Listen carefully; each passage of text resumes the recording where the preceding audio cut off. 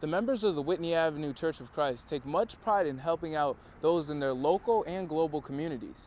But the question is it something that's naturally within us or something that we need to identify through religion?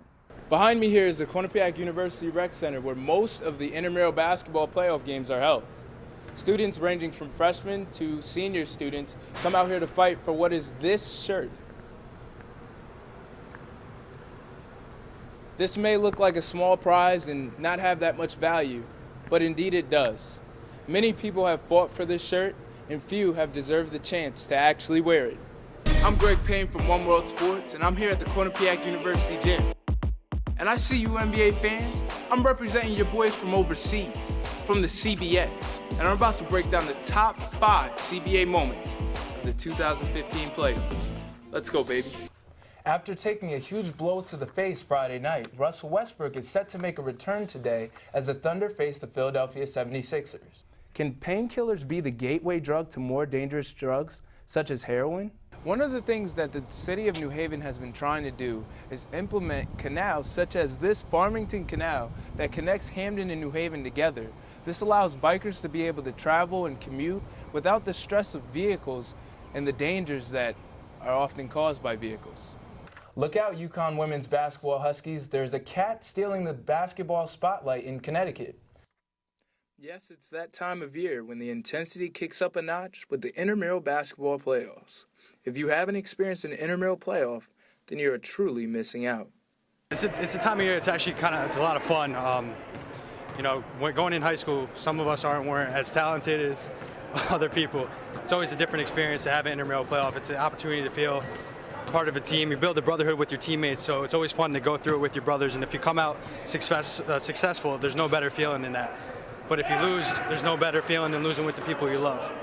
There's many approaches you could take to intramural sports, but many people just use it for time to interact with their friends on a competitive level. Intramurals are just a lot of fun. Play with your friends, be competitive, act like we know what we're doing, and it's just a good way to get some competitive edge out, try to beat some other guys that are your buddies and stuff, so it's fun.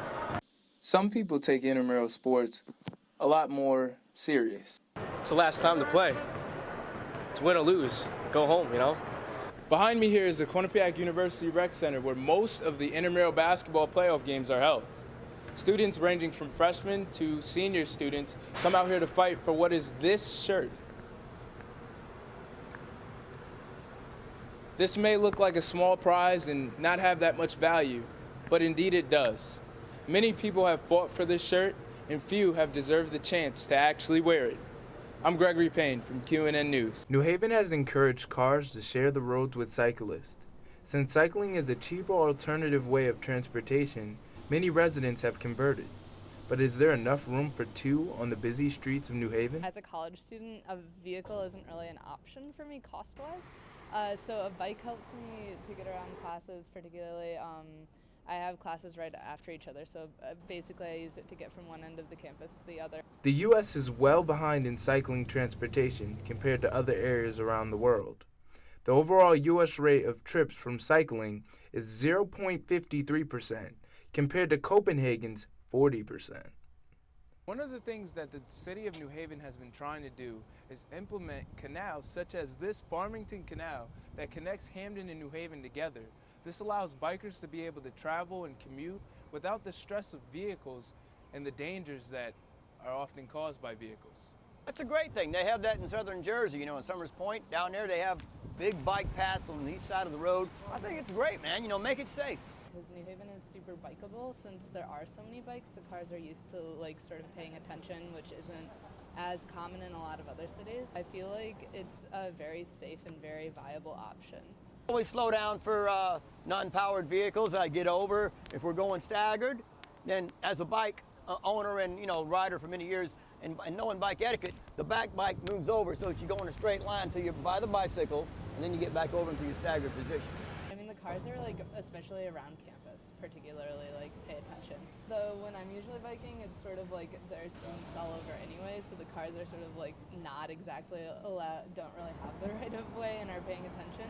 I'm Gregory Payne, QU News. Behaviors of helping others influenced by religious or natural morals? I hit the pews with Tom Holmes, a preacher at the Whitney Ave Church of Christ. The church is an outcropping of our society, which has been given a commission to care for one another. And by caring for one another, it doesn't just mean in a spiritual sense, but even also in the sense of if you see your brother hungry, you feed him. The scripture says if you see him thirsty, you give him drink. If you see that he needs clothing, you give him clothing. In a journal Sociology of Religion, an article was published called The Link Between Religion and Helping Others, where 88 people were interviewed, and 27.3% of the interviewees made a connection with their religion and helping others. So there's whatever needs we might see in the community that we need to reach out to and fulfill, we strive to do that. And we've helped individuals with food baskets all the way from Meriden all the way down to West Haven. The members of the Whitney Avenue Church of Christ take much pride in helping out those in their local and global communities. But the question is it something that's naturally within us or something that we need to identify through religion? And I think actually it's more of a human tendency to want to take care of what you think of as yours. So if you feel like you belong to a community, then you're going to be more apt to try to take care of it and do things for it. Oddly enough, the time I felt the most like that, like empowered, like I'm here to help, lucky you, I'm here, was when I was in Scientology, which has the whole God thing, they don't even talk about that. It can go both ways. They've learned from parents as they were growing up, or maybe they didn't. And they change as they get older and they recognize the importance of giving to others, whether it's through the scriptures or through the influence of someone else. We helped at soup kitchens, things like that, just to volunteer to help out. It was a humbling experience. I'm Gregory Payne, QU News.